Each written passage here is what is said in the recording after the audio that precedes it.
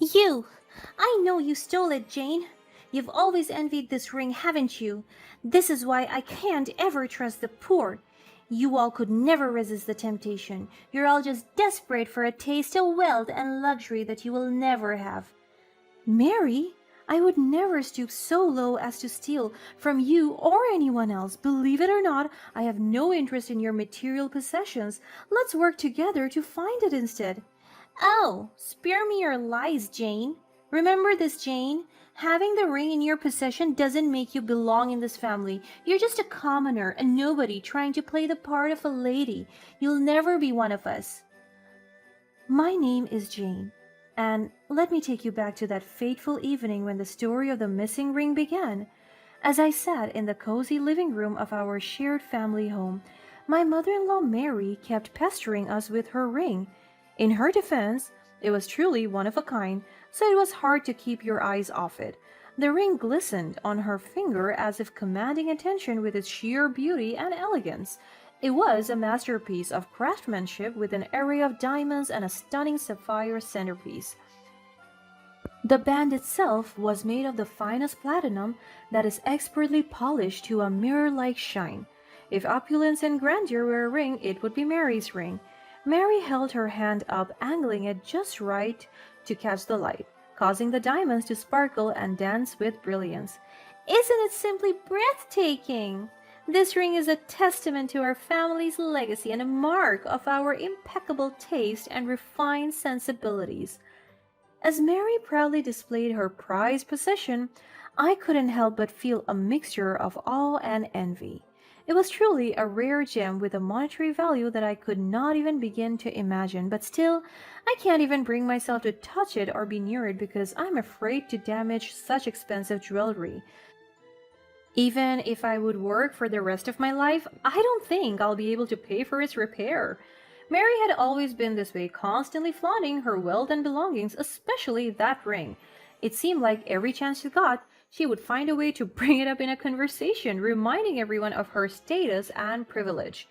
Even before I got together with John and became a part of the family, I had witnessed Mary's penchant for showcasing her material possessions. Whenever we had family gatherings or events, she would arrive in her finest attire. She would regale the guests with stories about her luxurious lifestyle, making sure everyone knew about her collection of valuables. The ring was an extension of her identity, that she and the ring were practically inseparable. Except for when she slept, fearing it might get damaged, it was her pride and joy, and she made sure the world knew it. As the years went by, her behavior didn't change. It seemed to intensify. With each passing gathering, she would find new ways to highlight her influence and subtly remind me of the disparity of our financial situations. Her remarks, although often disguised as innocent anecdotes, served as constant reminders of the privileges I didn't possess. Jane dear, you simply must try on this ring sometime. I can see how much you admire it. Maybe you can borrow a bit of its magic and elevate your style. Her tone was laced with a hint of condescension against my humble background. Right when I was about to reply, she continued her jabs at me. But then again, I don't think this ring would suit you, dear. It has a certain aura, a presence that only a select few can truly carry off. I remained silent. When you're in this kind of situation where the power dynamics are evident, remaining silent is all that you can do. It's a family heirloom passed down through generations. It holds immense sentimental value and immense financial worth. That's why I did not give it to John when he married you. It takes more than marriage to be deserving of this. I felt a pang of hurt, but I refused to let it show. It's not because I don't care, but because I'm used to it at this point. I knew from the start that she thought John and I would never last. Aren't you going to say anything? I looked at my husband, begging for a little support from his mother's verbal attacks. Well, my mother has a point. You wouldn't know how to take care of it anyway, because you've never owned anything near its value, right? He stuttered with his gaze, avoiding me. I couldn't help but feel a sense of betrayal at how he prioritized his mother's approval instead of defending me. I had hoped that our bond as husband and wife would be strong enough to withstand the toxic influence of his mother's words. I realized I was alone in this battle. Perhaps it's for the best that this ring is up for auction. 2 days from now, the ring will find its true value rather than be fall into the hands of someone who wouldn't appreciate its significance. Though the comment struck a chord, I let it be. There was a small consolation in knowing that the auction would definitely benefit a worthy cause. The night wore on, and little did we know that the events from that day would take an unexpected turn, further straining our dynamic. My mother-in-law's demeanor shifted from arrogance to sheer panic, and her normally composed facade crumbled before our eyes. She went from room to room, frantically searching every nook and cranny, hopelessly trying to locate the precious heirloom. As her desperation escalated, so did her accusations. You! There it is. I became her target. It was only a matter of time for her to accuse me. You! I know you stole it, Jane. You've always envied this ring, haven't you? That is why I can't even trust the poor. You all could never resist the temptation. You're all just desperate for a taste of wealth and luxury that you will never have. Mary, I would never stoop so low as to steal from you or anyone else. Believe it or not, I have no interest in your material possessions. Let's work together to find it instead. Oh, spare me your lies. Remember this, Jane. Having the ring in your possession doesn't make you belong in this family. You're just a commoner, a nobody trying to play the part of a lady. You'll never be one of us. She glared at me one last time, but I maintained my composure and let her have the last word because I knew I was innocent and time would reveal the truth. Mary stormed off and John followed her into her room, probably attempting to calm her down and reason with her. The muffled sounds of their conversations echoed through the house, leaving me alone with my thoughts.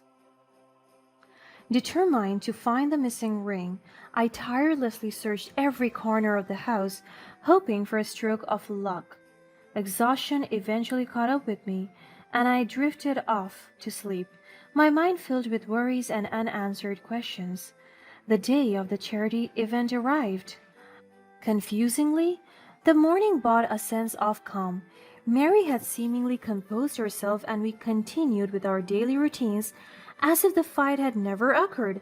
I was surprised that John told me to prepare since we were still attending the auction. I don't think the ring was found because Mary would have been wearing it, but she wasn't. Perhaps she had more jewelry to auction off since she is wealthy after all. We arrived at the venue and Mary seemed so confident. As guests gathered in anticipation, she took the stage to share her latest jewelry piece.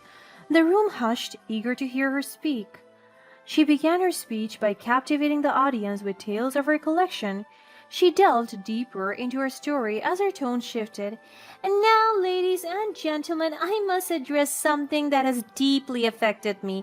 The ring that I intended to present to you tonight, a cherished family heirloom, has gone missing from my possession 2 days ago. Gasps filled the room as the revelation hung in the air. And yesterday, another ring was stolen as well. The sneaky thief Jane seemed unstoppable, but little did my little daughter-in-law know I installed CCTV in my room. And I'm more than sure that the footage had captured her antiques. I froze in my seat. Panic coursed through my veins, my heart racing with anxiety. As Mary named me the thief, I was already on the verge of crying. I felt the eyes of the audience burning into me, my hands trembled, and I struggled to compose myself, fighting against the overwhelming emotions. I tried to defend myself, to explain that I was innocent, but the words caught in my throat, drowned by the relentless judgmental whispers echoing through the room. I turned to my husband, John, searching for a flicker of support or belief in his eyes, but to my dismay, his gaze remained fixed on his mother. As tension reached its peak, the atmosphere in the room grew heavy with anticipation. All eyes were fixed on the large screen, waiting for the CCTV footage to reveal the truth. The footage started to play. Mary's look of vulnerability shifted into confusion as the ambience of the room was suddenly filled with gasps and laughter rather than anger towards me. Mary turned around, and to her demise, what unfolded on the screen was beyond anything she expected. The footage that was meant to capture me was footage of her sleepwalking. The screen continued to show Mary herself sleepwalking in a trance-like state. The audience watched in awe as Mary unknowingly moved around her room, clutching the missing room and other stolen jewelry, hiding them in various secret components and obscure corners. She placed it in places she couldn't recall in her waking moment. The truth finally unfolded before our eyes. The thief was not an external intruder, but rather Mary herself. Mary's obsession with her ring had become so consuming that it seeped into her subconscious mind, manifesting in her sleepwalking episode of protecting and hiding it. It was astonishing to witness Mary's arrogance in how she confidently and proudly showcased the CCTV footage, so certain of my guilt without even bothering to review the evidence herself. It was a stark reminder that wealthy people are not always smart. At that moment, the weight of my accusations lifted, but the damage had already been done. I struggled to catch my breath, the panic subsiding but leaving behind a lingering ache. As the video played, I watched Mary panic and desperately rush towards the technical booth. Her face was etched with worry that she fumbled with the controls, trying to stop the footage from being shown to the entire audience. However, in her haste, she accidentally rewound the video, taking us back to an earlier moment. We did not think the footage would get any worse for her. The rewound footage revealed something entirely unexpected. It showed John helping his mother install the CCTV system in her room. I don't even care about this charity nonsense. It's just an opportunity to show off how much better I am than all those lowlifes. Jane had to disrupt all my plans, but what can you expect from poor people, right? Her words echoed in the room, filling the air with a mix of shock and disbelief as her true intentions were exposed. It became clear that Mary's involvement in the auction had nothing to do with genuine philanthropy or compassion. It was solely driven by her desire to assert her pride and belittle others, using the event as a stage for her grand display of superiority. The revelation left the audience stunned. Their once high regard for Mary crumbled under the weight of her selfishness. The true purpose of her involvement in the auction was laid bare, tarnishing her image and exposing the emptiness behind her lavish lifestyle. However, I think what hurt me the most is seeing how John stood beside his mother, laughing along and nodding to her hurtful words. It was a painful sight to witness, realizing that his loyalty will always lie more with his mother's destructive mindset. The aftermath of Mary's exposed actions reverberated throughout her life. News of Mary's true character spread like wildfire within the auction community. Her deceitful intentions and derogatory remarks shattered her reputation. As word spread, auction houses, sponsors, and other connections distanced themselves from Mary, refusing to associate with someone who had shown such disregard for the true spirit of charity. The ban from auctions was a devastating blow to Mary, as it severed her access to the extravagant events she had once thrived in. Without the allure of high-profile auctions and exclusive gatherings, her ability to showcase her wealth and superiority was stripped away and left her financially unstable. John also found himself caught in the crossfire of his own choices. As the news spread and his reputation suffered, his unquestioning loyalty to his mother caused him to face its consequences. The trust that had once existed between him and his mother was shattered as she too turned her back on him. Mary blamed John for the mishap with the CCTV footage. Mary severed ties with her son, leaving him to feel alone and isolated. In the wake of the events, I found the strength to make a difficult decision, recognizing that my marriage to John had been tainted by his mama's boy persona and our fundamental differences, I chose to step away and pursue a new path for myself.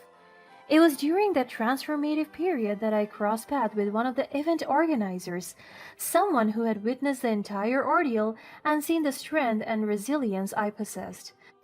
This newfound love interest became not only a partner, but also a source of support and inspiration as I forged ahead on my journey. We embarked on new ventures, leveraging the connections and networks that had come my way. He helped me progress in life attuned to my dreams, something that John was not able to help me with despite us being together for decades. As I stepped into the light of a new chapter, surrounded by genuine connections and fueled by purpose, I knew that I had found my true wealth, the wealth that no amount of money or material possession could ever diminish.